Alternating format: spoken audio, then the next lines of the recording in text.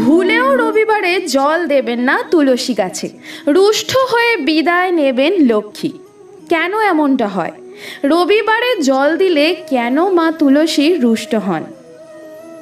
তুলসী গাছ হিন্দু ধর্মে অত্যন্ত গুরুত্বপূর্ণ।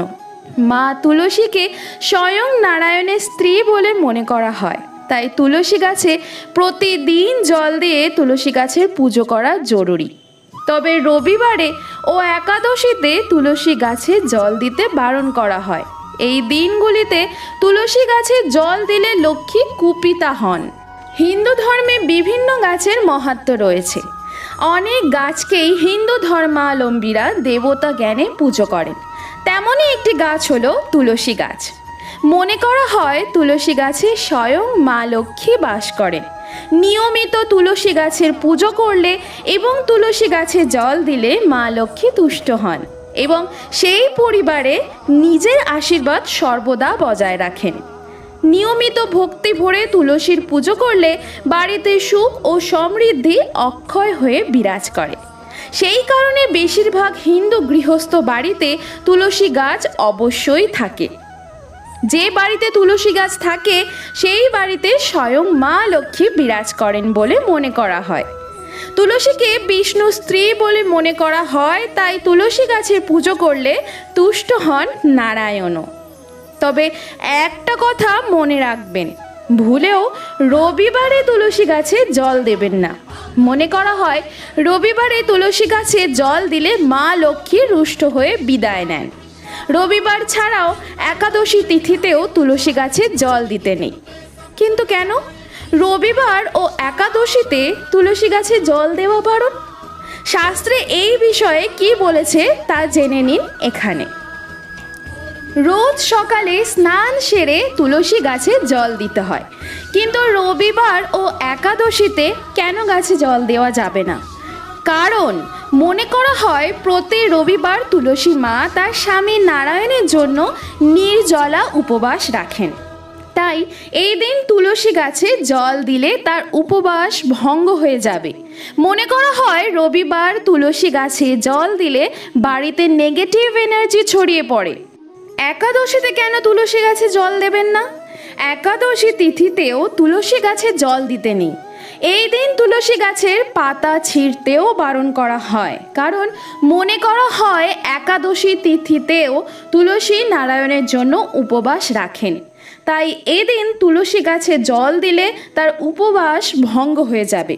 সেই কারণে একাদশীতেও তুলসী গাছে জল দিতে বারণ করা হয়। হিন্দু ধর্মে তুলসী দেবীকে অত্যন্ত পবিত্র এক দেবী রূপে পুজো করা হয়। মনে করা হয় তুলসী গাছের নিত্য সেবা করলে সেই বাড়িতে কখনো আর্থিক অনটন বাসা বাঁধতে পারে না। তাই প্রায় প্রতিটি হিন্দু ধর্মাবলম্বী মানুষের বাড়িতেই সকাল ও সন্ধ্যায় নিষ্ঠা সহকারে দেবী তুলসীর আরাধনা ও সেবা করেন বাড়ির স্ত্রী লোকেরা। কিন্তু তুলসী দেবীর প্রকৃত পরিচয় কি তা হয়তো আজও অনেকেরই অজানা। চলুন তাহলে জেনে নেওয়া যাক। পৌরাণিক কাহিনী অনুসারে তুলসী দেবীর প্রকৃত পরিচয় জানা সম্ভব হয়। আসলে তুলসী দেবী এক অভিশাপের ফলে জন্মগ্রহণ করেছিলেন মর্তলোকে। অভিশাপের পাশাপাশি তাকে কলঙ্কিতও হতে হয়েছিল। পৌরাণিক কাহিনী অনুসারে জানা যায় তুলসী দেবীর অপর নাম ছিল বৃন্দা। তিনি রাধা ও কৃষ্ণের নিত্য সেবিকা ছিলেন। কিন্তু একদিন গোলকে বৃন্দাবনে বৃন্দাকে শ্রীকৃষ্ণের সঙ্গে ক্রীড়ারত অবস্থায় দেখে রাধা অত্যন্ত ক্রুদ্ধ হন এবং বৃন্দাকে মানবী রূপে মর্তে জন্মগ্রহণ করার অভিশাপ প্রদান করেন। এর ফলে মানবী রূপে তার জন্ম হয়। রাধার কাছ থেকে মানবী রূপে জন্মগ্রহণ করার অভিশাপ লাভের পর মানসিকভাবে বিধ্বস্ত হয়ে পড়ে বৃন্দা। এই সময় বৃন্দাকে সান্ত্বনা দিতে শ্রীকৃষ্ণ বলেছিলেন পরবর্তী জন্মে বৃন্দা তার একটি অংশ লাভ করবে। এরপর অভিশাপের বশবর্তী বৃন্দা বা তুলসী দেবী একজন রাজকন্যা রূপে রাজা ধর্মধ্বজ ও রানী মাধবীর ঘরে জন্মগ্রহণ করেন।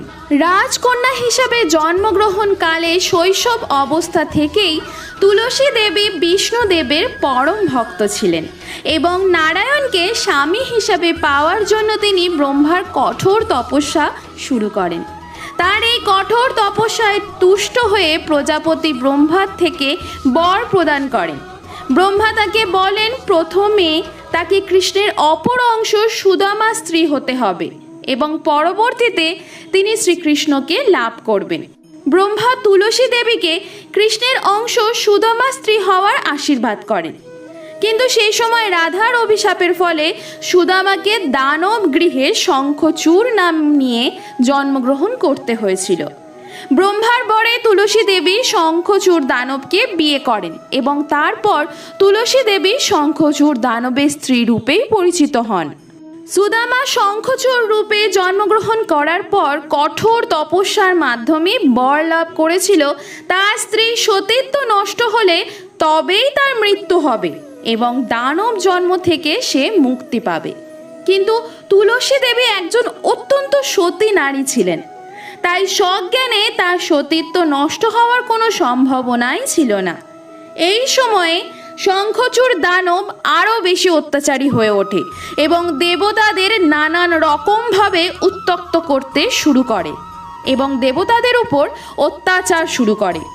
এই সংকটময় পরিস্থিতিতে দেবতারা শঙ্খচূড় দানবের কবল থেকে মুক্তি পেতে মহাদেবের শরণাপন্ন হন, কিন্তু দেবাদিদেব মহাদেব তুলসী দেবীর সতীত্বের কারণে শঙ্খচূড়কে পরাজিত করতে পারছিলেন না। এই অবস্থায় নারায়ণ এই সংকট নিরসনে এগিয়ে আসেন। ভগবান নারায়ণ সেই সময় দানব শঙ্খচূড়ের বেশ ধরে তুলসী দেবীর কাছে যান। নারায়ণের এই ছদ্মবেশ বুঝতে না পেরে তুলসী দেবী তাকে নিজের স্বামী মনে করেন।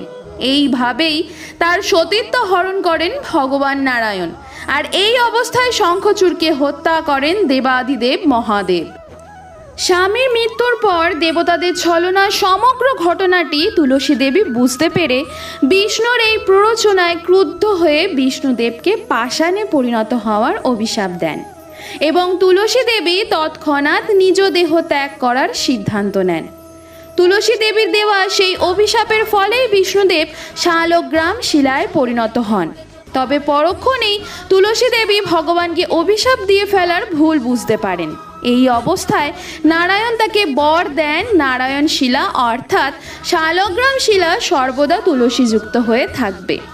নারায়ণের বরে তুলসী দেবীর শরীর থেকে উৎপন্ন হয় গণ্ডকী নদী এবং তার কেশ রাশি থেকে তুলসী গাছের জন্ম হয়।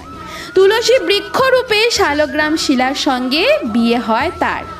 এইভাবে তুলসী দেবী নারায়ণকে লাভ করেছিলেন এবং পবিত্রতার প্রতীক রূপে তার পুজো করা শুরু হয়েছিল।